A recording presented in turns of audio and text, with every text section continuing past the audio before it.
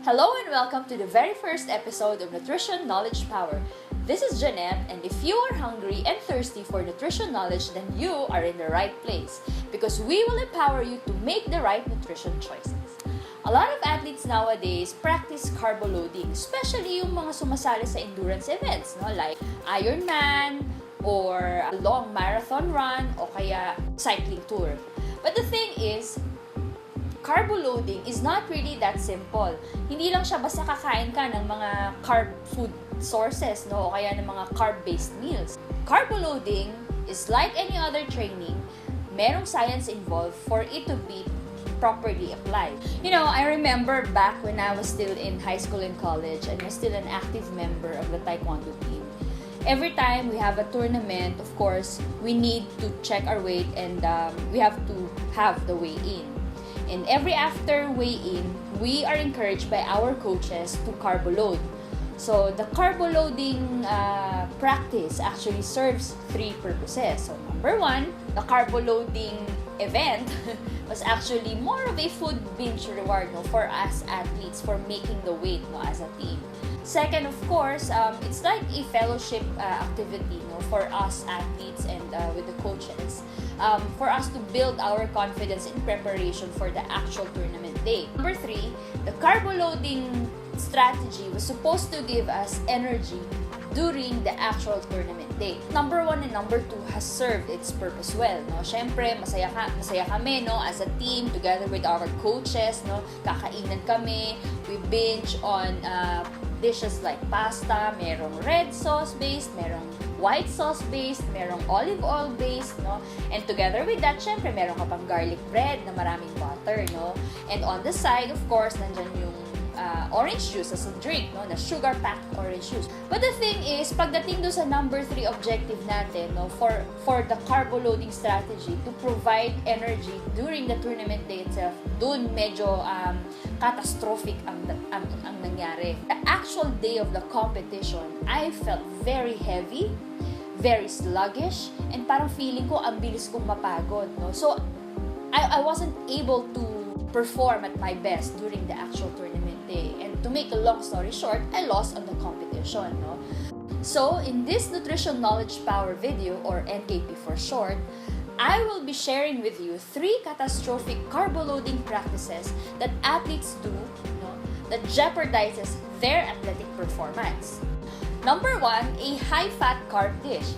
Okay? Most of the time, when we are told by our coaches to eat a high-carb meal, ang parating pumapasok sa isipan ng mga athletes, kahit siguro ng mga ordinaryong individual, is to eat pasta dishes, o kaya kumain ng pizza, o kaya kumain ng french fries. But the thing is, we missed on another component that is present on this supposed high-carb dishes. And what's that? That is fat, Kalimitan ang napipili nating pagkain that's supposed to be high on carb are actually very high in fat. And the thing is, a high-fat meal jeopardizes the performance of an athlete. Bakit? Because fat takes longer time to digest and absorb in our body. Okay? The main purpose of eating a high-carb meal is for it to be digested and absorbed in our body so that our muscles will be saturated with energy o yung tinatawag nating carbohydrates or glycogen stored in our muscle cells.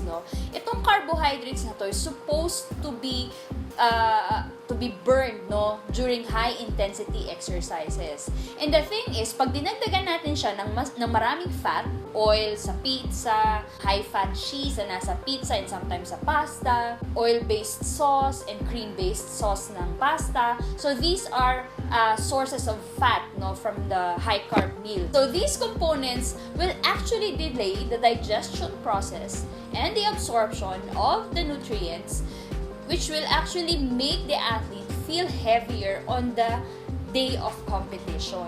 Number 2, stuffing yourself with high-carb food just the night before the competition. Okay? Sa totoo lang po, ang carb loading regimen, kailangan yan mga 3 to 4 days para ma-implement ng tama.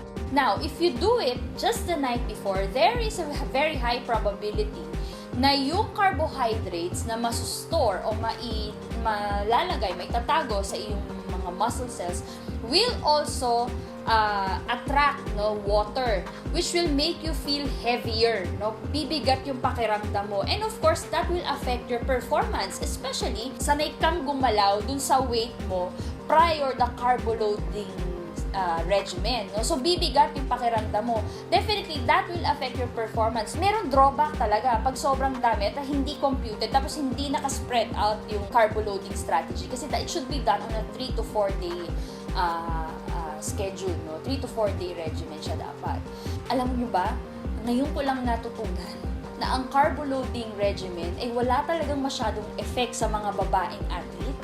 So, syempre, hindi ko yun ma-explain ngayon kasi limited ang time natin. But stay tuned for our NKP video for that. I will reveal bakit nga ba hindi effective masyado ang carbo loading regimen sa mga babaeng athlete. Okay? So, let's move on. Number 3, not eating anything on the actual day of tournament. Ito yung kalimitang nangyayari, Kasi ang nasa isip natin, ang dami ko nang kinain the day before or the night before, so okay lang naman siguro na hindi na ako kumain on the actual day of tournament. Mali po yun.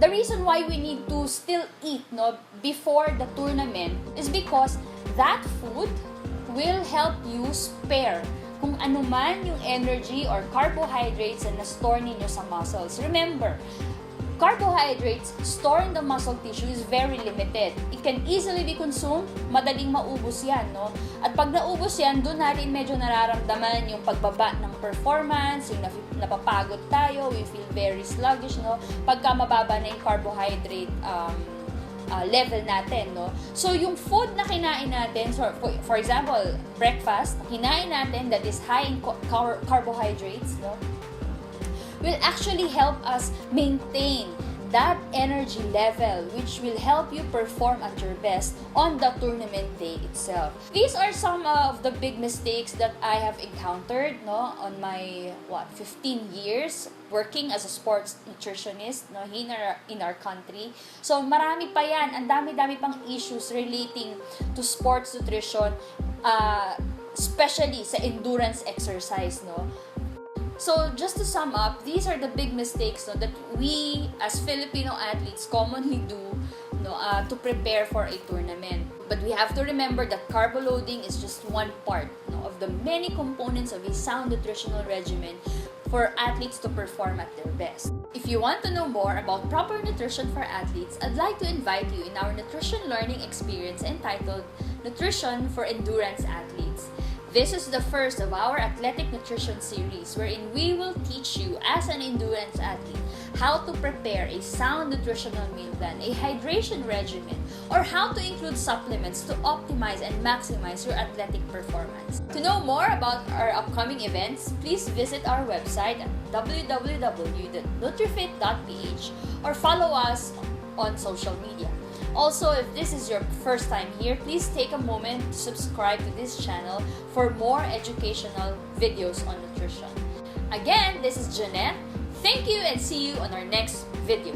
And remember, nutrition knowledge is what? Yes, it is power. See you on NKP.